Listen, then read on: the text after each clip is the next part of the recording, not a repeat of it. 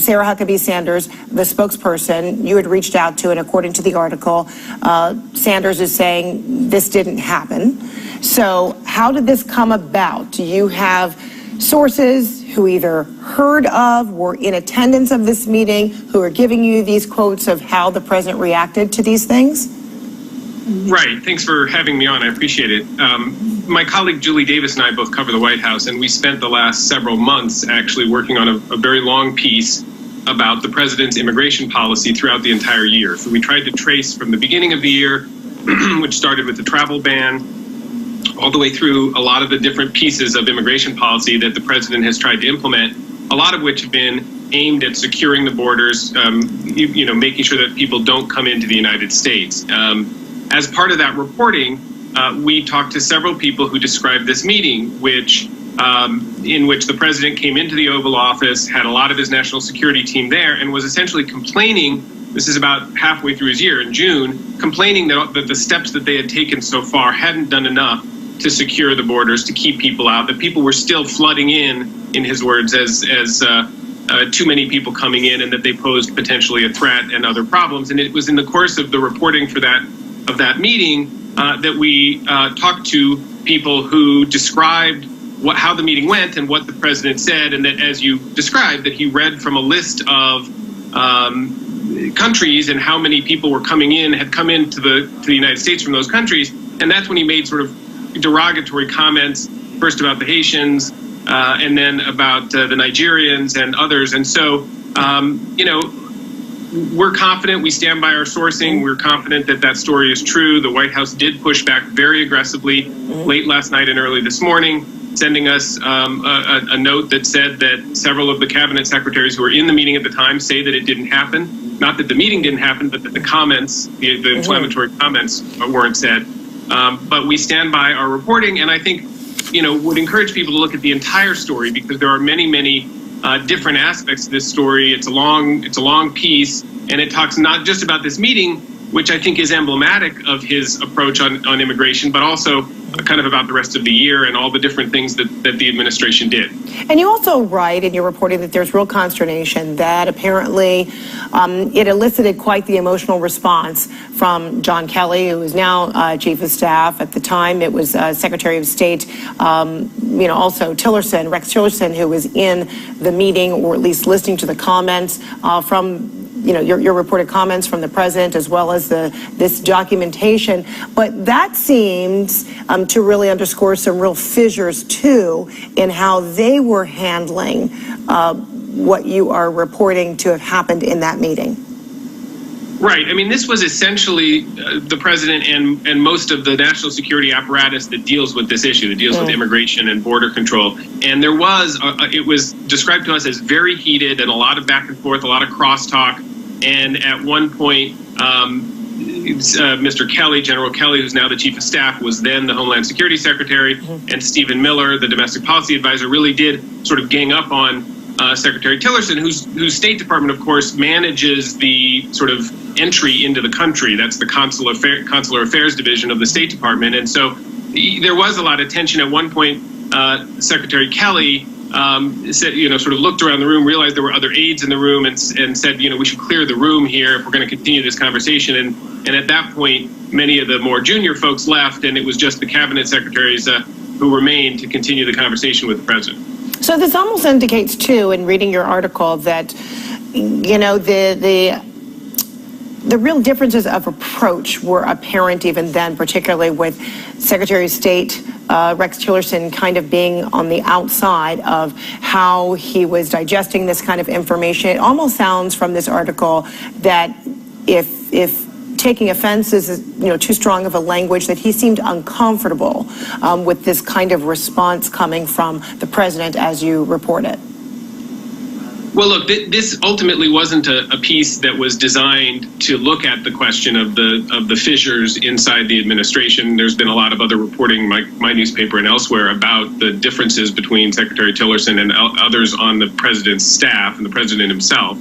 So this wasn't the idea of this article wasn't to sort of get at that, but it's certainly true that what was true about that meeting was that there was a lot of frustration, a lot of raw emotion, or a lot of raw feeling. And what we document in the rest of the story is that it took a while for the president's staff to kind of figure out how to maneuver the levers of power in government to get the things done that he wanted to get done on immigration. And so what didn't work as well at the beginning of the administration, we all remember the chaos of that first travel ban. When you sort of get to the end of the year, he's reduced limits on refugee entry into the country. He's ratcheted up enforcement and deportations inside the country. And so you get this sense that regardless of what the disagreements and divisions were among some of the key players, by the end of the year, the administration really has done a more effective job at implementing this sort of restrictionist agenda, this sort of keep people out agenda, which is what the president really wanted to do when he came into office. Yeah, and we've talked about Nigeria and Haiti, but also on the issue of Afghanistan, that was also something that was discussed. And you're reporting it here, more than 2,500 were from Afghanistan, a terrorist haven. The president complained. That's how you have it written in your article. But give me some detail on how the 2,500 number from Afghanistan was part of that documentation that was either being read to in some part and also the president reading, and what his response meant. Well, so one of the things that was said back to the president during that meeting, according to our sources, was from Mr. Kelly and also Mr. Tillerson, was, look, these numbers that you're seeing on the paper, Mr. President, are largely, they're not indicative of threats. They're an overall number of people coming into the United States from those countries. So that could include, like in Afghanistan, it could certainly include, people who had worked with the American military as translators, or people who had relatives. So arrangements. In the United States. And so they were trying to say to him, look, don't take these numbers and think, wow, all of these people are threats. But it indicates the level of frustration on the president's part that even just a number on a page triggers in him a sense of like, hey, we're not doing enough to keep the country safe. And they would argue that that's what the president, what his motivation here is to try to secure the country against threats. We've seen, some of the attacks that happened in the last couple of months, the one in New York City and what have you. So their argument would be, look, this is what angers the president, is that, we're not doing enough to secure our borders. And that what this meeting shows is that sometimes comes out in very raw ways. And this was the White House spokesperson, Sarah Huckabee Sanders' response to your reporting, saying, quote, General Kelly, General McMaster, Secretary Tillerson, Secretary Nielsen, and all other senior staff actually in this meeting deny these outrageous claims. It's both sad and telling. The New York Times would print the lies of their anonymous sources anyway. And also in your reporting, you mentioned that there were people outside of the room, but they could hear the sentiments of the president, and that he seemed enraged. Well, so he was clearly angry, according to the people that we talked to, both who had been in the meeting, but also who had been briefed about it. Just to clarify, the folks, when we referenced folks that had been moved out of the meeting and were outside, the meeting at one point, as I mentioned, did get cleared out of some of the other staff members. We're not suggesting that they could hear through the closed door the specifics of the conversation, but once they were outside and the door closed, they could clearly hear that the conversation remained heated and was ongoing. Okay, Michael Shear, it's a fascinating read. Thanks so much for joining us with the New York Times. Appreciate it. Sure. Thank you very much. And we'll be right back. For Christy Paul. And I'm Victor Blackwell. Good morning to you. Now, the president is starting his morning at his golf course. He's celebrating after Christmas came early in the form of his first major legislative win, tax reform. But this end-of-the-year high could be overshadowed by new developments in the looming Russia investigation. The president wanted to celebrate the win with this traditional year-end news conference, but his aides told him not to. Now, the House Intelligence Committee began questioning Trump's longtime assistant over the meeting between Donald Trump Jr. and the Russians back in June of 2016. All of this may be making Republicans nervous as they head into the 2018 midterm elections. Senate Majority Leader Mitch McConnell is reportedly concerned about losing both the House and the Senate to Democrats. Our new this morning, Senator John McCain released a statement supporting the president's decision to provide Ukraine with anti-tank weapons. Here's the statement. President Trump's reported decision to provide Javelin anti-tank munitions to Ukraine marks another significant step in the right direction and sends a strong signal that the United States will stand by its allies and partners as they fight to defend their sovereignty and territorial integrity. Well, this decision is years overdue, he says. The president's move comes amid escalating clashes between Ukrainian soldiers and the Russian-backed separatists. Joining us now, CNN legal global affairs correspondent Elise Labott. Elise, Trump also just allowed Ukraine to buy weapons from U.S. companies. That's right, Renee. And look, what they say is that these anti-tank munitions are considered lethal weapons. But what the U.S. says, and this is what the State Department said in a statement last night, is these weapons are considered defensive in nature because they're not going after someone. The Ukrainians are defending their territory, and that's why these anti-tank missiles can puncture the kind of armored vehicles that the Russians use. Now, we had some new reaction from the Russians this morning. Deputy Foreign Minister Sergei Rubikov, in a statement, said that this action is going to create new bloodshed. Let me read a little bit to this statement. The United States, in a certain sense, he said, had crossed the line, announcing the intention to transfer weapons of direct damaging action to Ukraine. American weapons can lead to new victims in our neighboring country to which we cannot remain indifferent. And so, a lot of people are afraid that this could be a pretext for Russia to launch new attacks, new strikes into Ukraine to try and further its grip on the country, Renee. Elise, I think it's important also for people to remember how we got here. I mean, U.S. Officials have been standing in solidarity with Ukraine, but there has, for years since the annexation of Crimea, been this question of to what degree do you allow the Ukrainians to defend themselves with this lethal and non-lethal weaponry. And now this is a major step. I think that the punctuation from Senator McCain points that out. Right. And I mean, this is the first time we're looking at this kind of lethal weaponry. Again, the U.S. calling it defensive in nature against Russian aggression.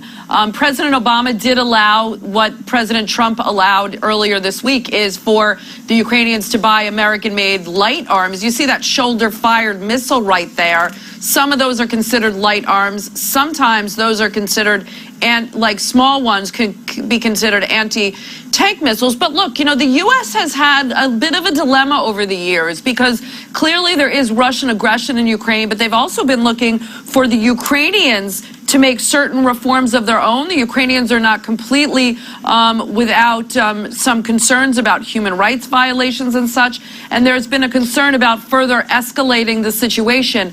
But apparently, and officials have said this has really weighed on President Trump. And I have to say, for all of the criticism of President Trump that he was going to bow to the Russians, that he was going to recognize Crimea as Russian territory, that he was going to lift those sanctions. That never happened. This is, in fact, a stepping up of, a tougher policy towards Russia, it seems, if you look at the actual actions that are taking place.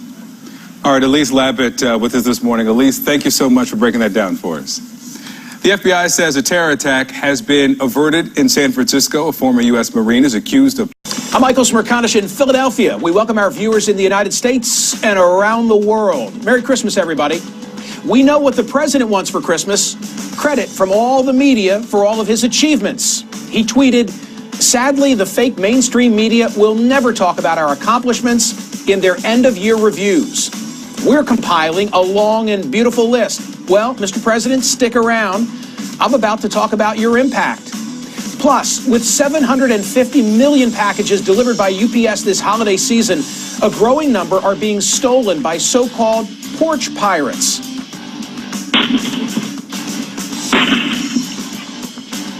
I'm about to talk to a man who has figured out how to fight back with a bang.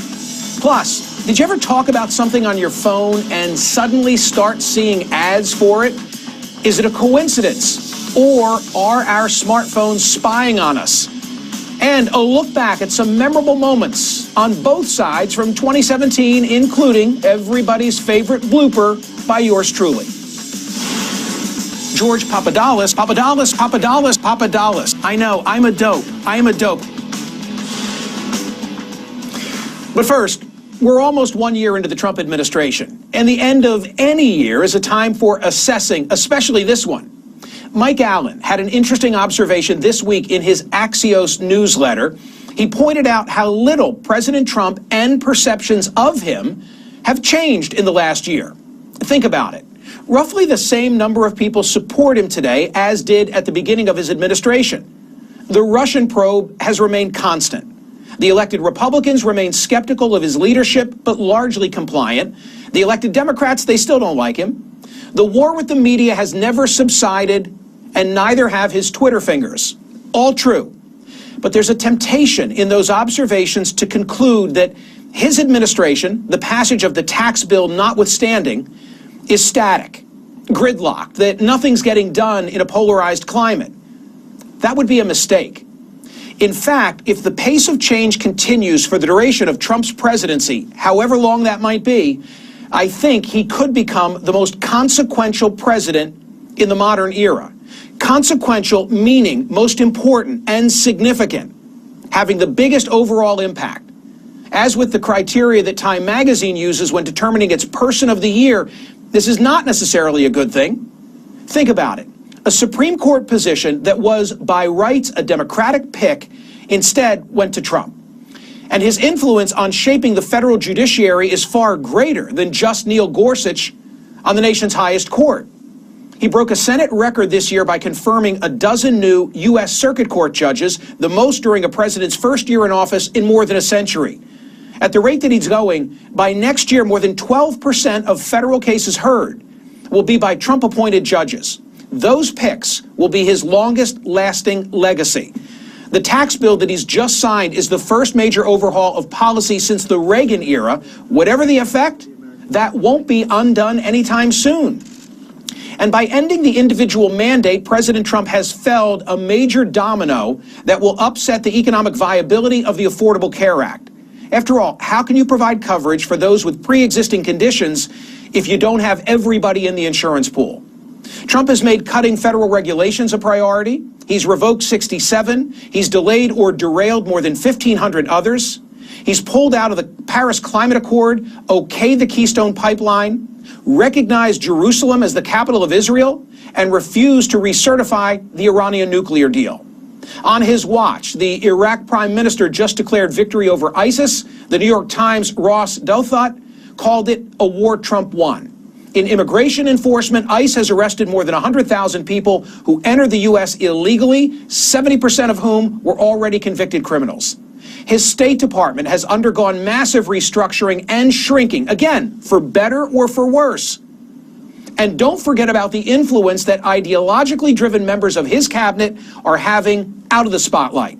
Betsy DeVos at Education, Scott Pruitt at the EPA, Ben Carson at HUD, Rick Perry at Energy, Jeff Sessions at Justice. No, Time magazine got it wrong when not naming the president its person of the year in 2017. By their own definition, the person who most affected the news and our lives for good or ill and embodied what was important about the year was absolutely Donald J. Trump. Joining me now to discuss Douglas Brinkley, he's a presidential historian and history professor at Rice University, and Larry Sabato, the director of the Center for Politics at the University of Virginia. Larry, he's getting lots done, but without popular support. Can that continue? I doubt it. Look how difficult it was to get that tax bill passed, and he never could get Obamacare repealed. I know about the individual mandate being abolished, but that's not the same thing as abolishing Obamacare. And this was with a new presidency, usually coming with some kind of honeymoon, Republican majorities in both houses. I grant you, thin majority in the Senate, but still, most new presidents with a majority in both houses get a great deal done. I would say that while certainly Trump has accomplished some things, and I agree with you on the judiciary, he could have accomplished a great deal more if he were a different kind of president. I don't know about being the most consequential. But I'll tell you this, he's the most different president in the modern era.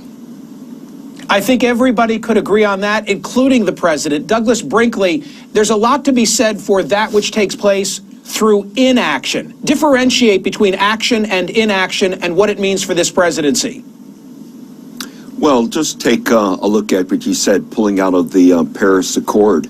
Yes, he did that. What does that mean in the end? And it means that Donald Trump's turned his back completely on climate change. What history may show is the overridingly important issue of our time. I mean, we've having unusual wildfires, hurricanes, glaciers melting. The planet is really alarmed right now, and Donald Trump decides, it doesn't exist. I don't want to believe and listen to the scientists. So by that very inaction this year, we're losing momentum. We're not educating the society on what to do to make some changes with climate change. I just picked that one. You could go all over and see, he's gutting the Environmental Protection Agency by 33%. Okay, you could save some money right now. And you're also make a little money, mining and leasing the public lands. What does that mean long term? What does it mean 100 years from now? When we start just willy-nilly, desecrating public lands for gouging quick gain profits. Conservation is always about our children's children. So there's a lot that went on this year that I don't think is going to shine well on history. It'll be remembered for Charlottesville, Pocahontas, NFL issues that divide the nation on race and identity. You know what occurs to me, Larry Sabato, is that everything that Douglas Brinkley, the historian, says might be true, and yet it will be seen differently in different ends of the country. For example, the laundry list that he just rattled off of the negatives will be embraced by the 46% who put him in office. Well, you're probably right about that, at least most of the 46%. Remember, he has dropped somewhat. He's in the mid-30s. Maybe you could exaggerate it up to 40 based on the fact that the polls often underestimate his support. But he has lost support. Why is that? Because, as Doug was suggesting, he is terribly divisive. Instead of trying to bring people together, and this is not an era when you can bring people together, but he could have won a few percent more. He could have won over some people who were kind of in the middle about him to begin with. Instead, because of what he has done and because of the way he does it, Michael, he has divided people, I think, more than at any time since perhaps the last year of Richard Nixon's presidency. That is not a good thing. It is not a good thing that we are now truly the divided states of America. Red states over here, blue states over there, and oddly enough, those purple competitive states, they're also choosing up sides. Gentlemen, is it possible to put this in some historical perspective? I want to show you what the president said yesterday, and then, Douglas, I'll ask you to respond first. Roll the tape. Legislative approvals, for which I'm given no credit in the mainstream media. Harry Truman had more legislative approvals than any other president. We beat him on legislative approvals, for which I get no credit.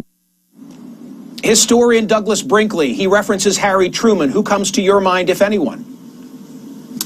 Well, look, just Harry Truman created the CIA, the Joint Chiefs of Staff, the National Security Council, the Pentagon, the Department of Air Force, the Secretary of Defense ship. I could go on and on. What did Donald Trump create this year? What is he going to be remembered for?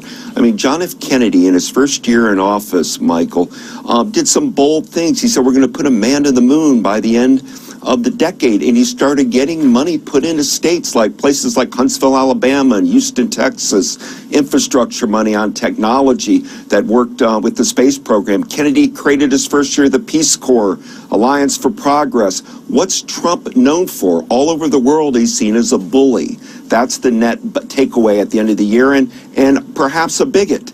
And so it's very hard to see why history is going to be shining a great flashlight on a president with a 35% approval rating, the lowest since polls have been taken, whose big home run was a tax bill. That doesn't really excite people.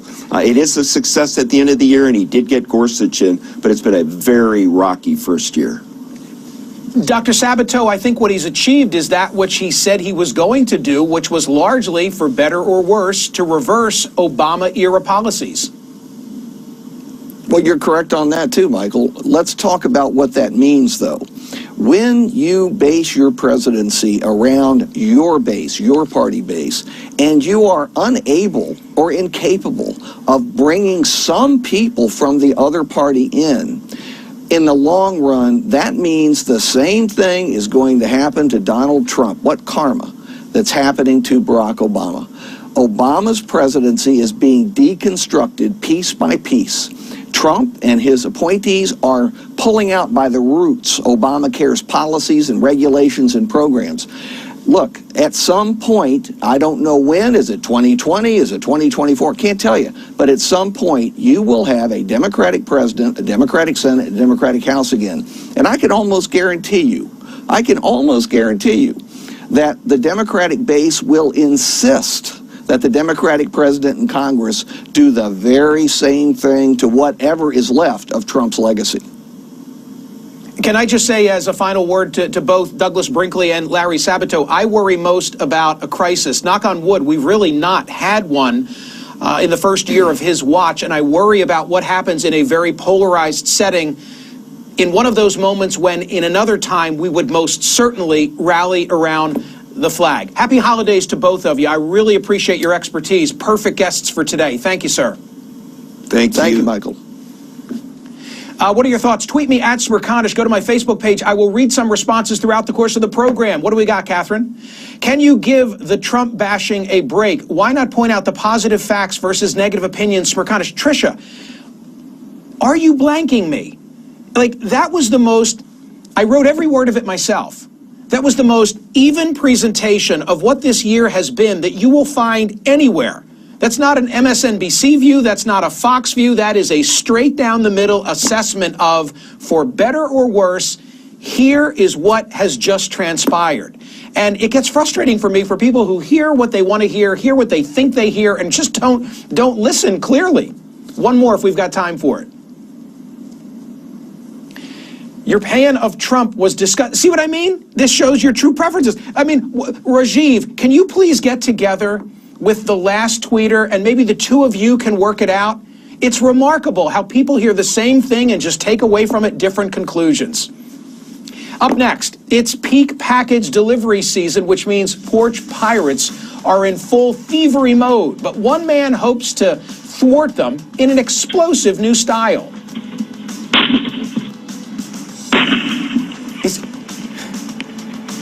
Is it wrong that I laugh every time I exercise rooms and swimming pools?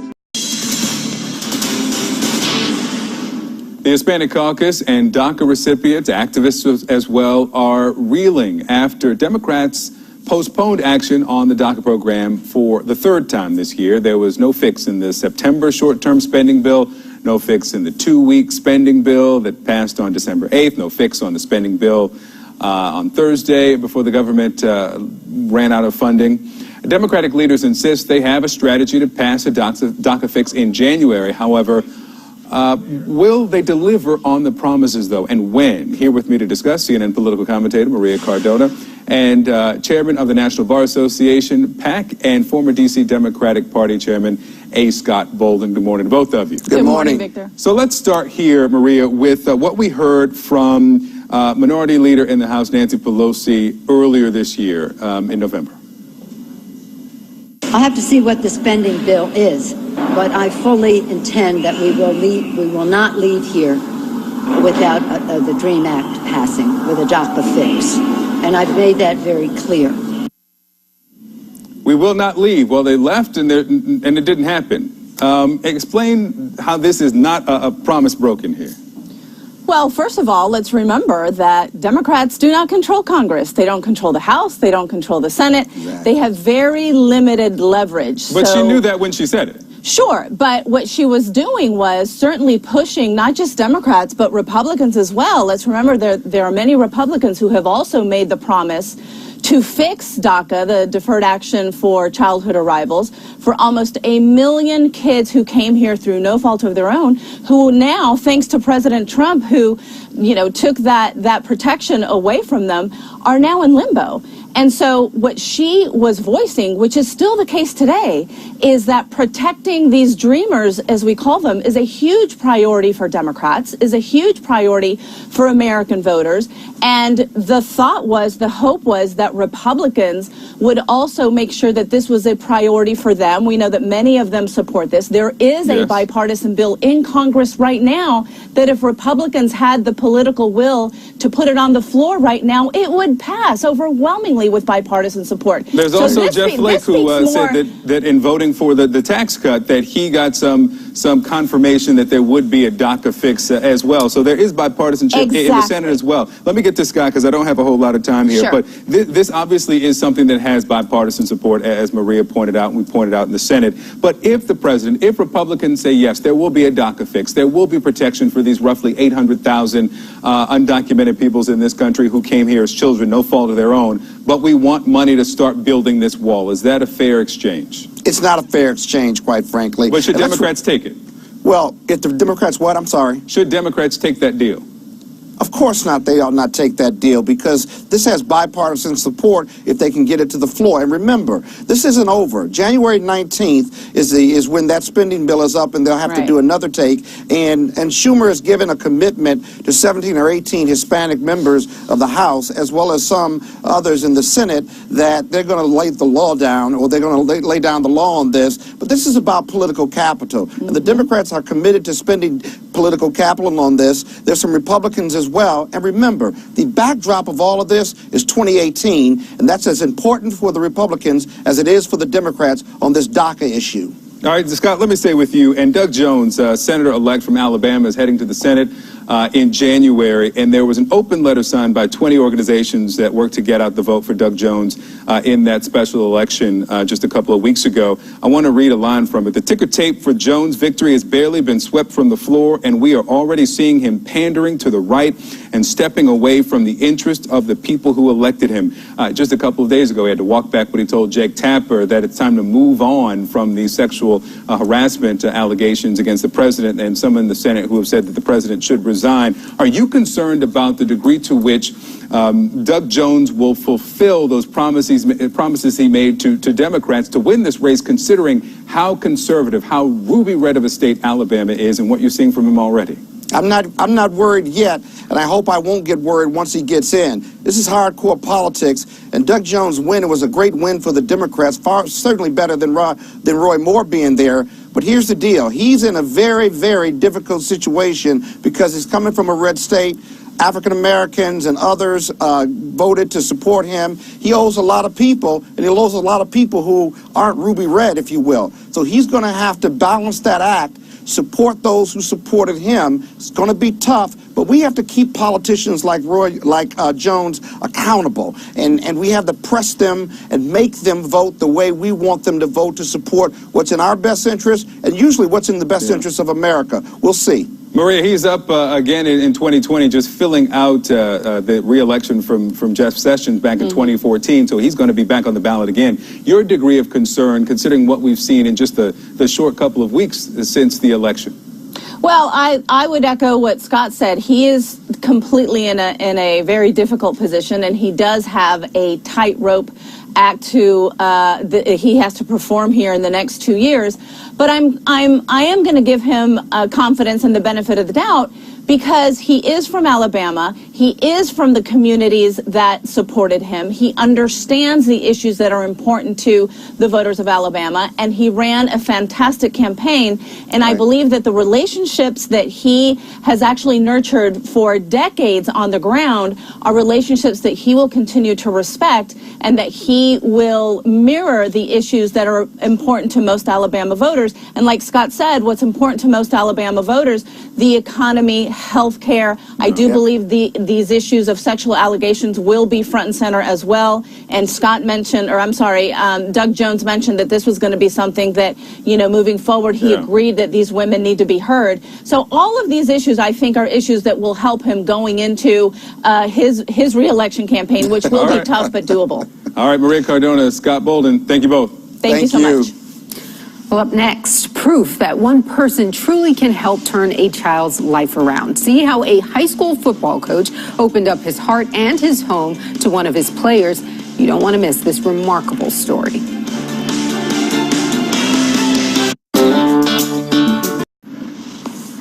Well, it's been nearly 1 year since President Trump took office. And by any measure, it's been a whirlwind of events on everything from the appointment of Justice Neil Gorsuch to passing tax reform. CNN's Dana Bash takes a look back at some of his most memorable moments of 2017.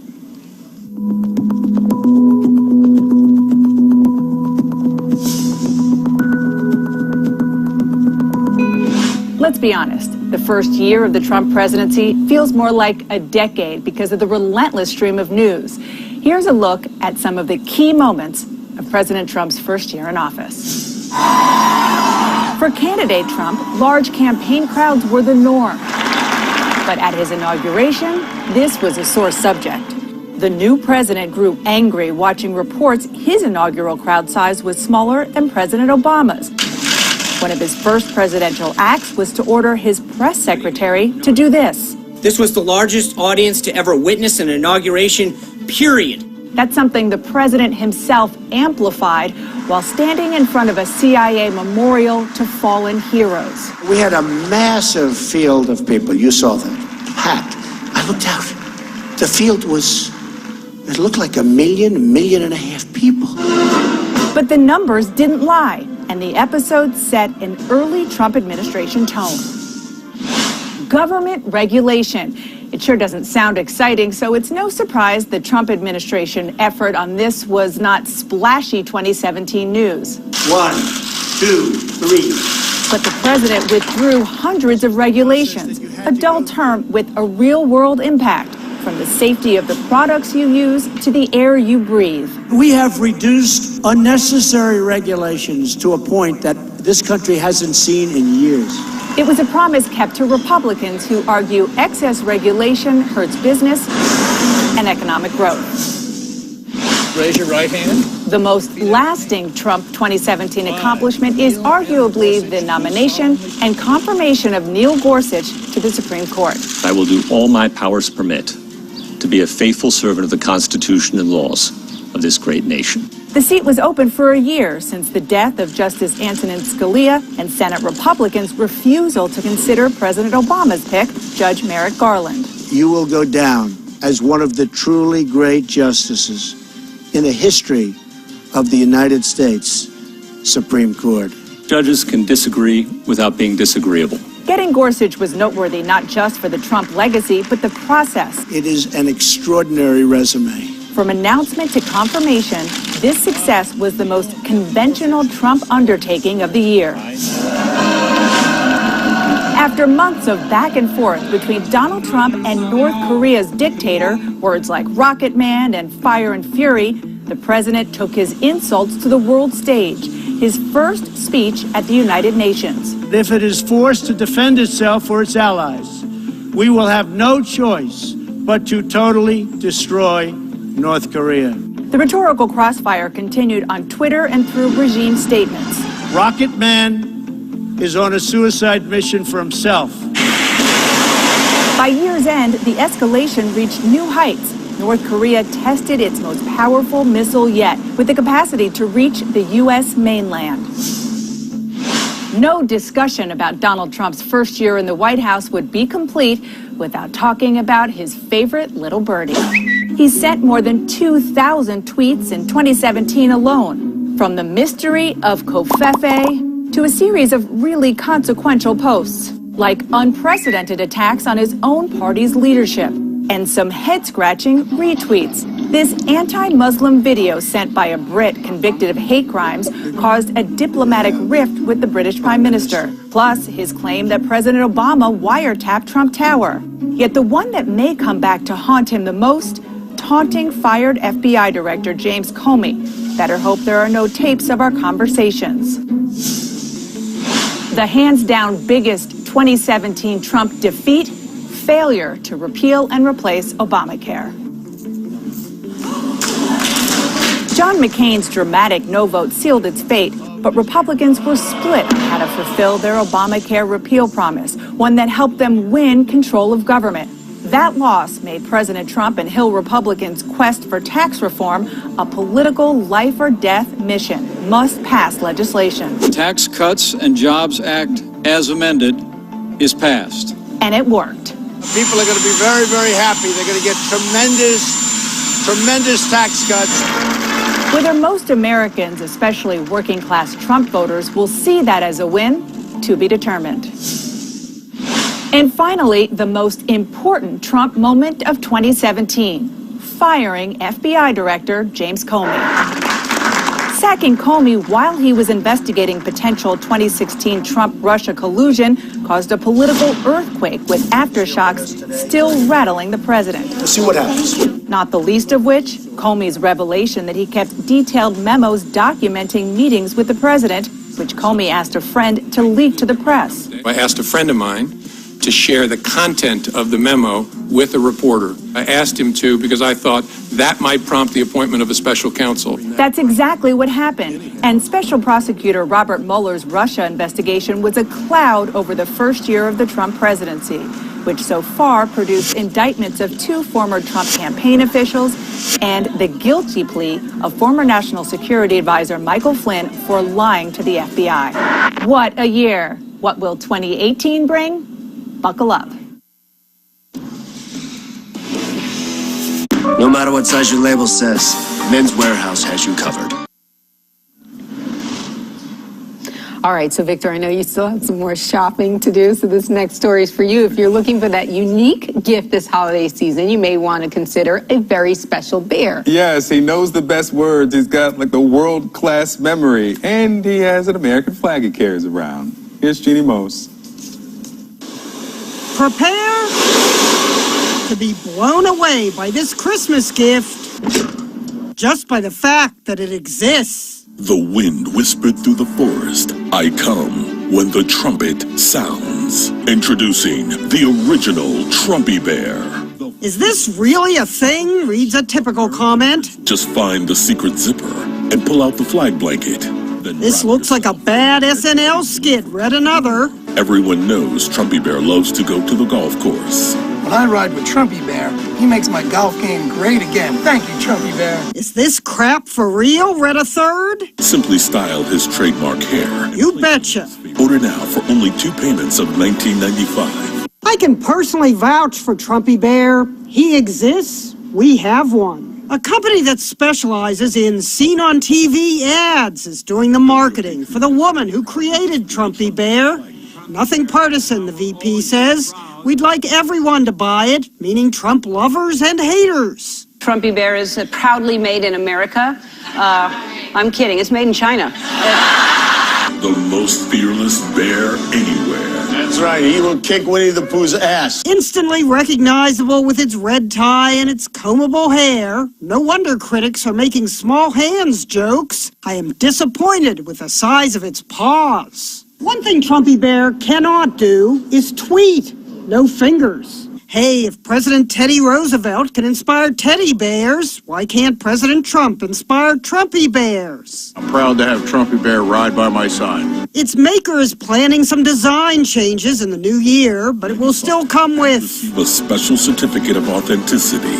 So that you-know-who can't say, why doesn't he show his birth certificate? Jeannie Mose, CNN. God bless Trumpy Bear. New York. Hey. Why doesn't he show his birth certificate? Jeannie Mose, CNN. God bless Trumpy Bear. New York.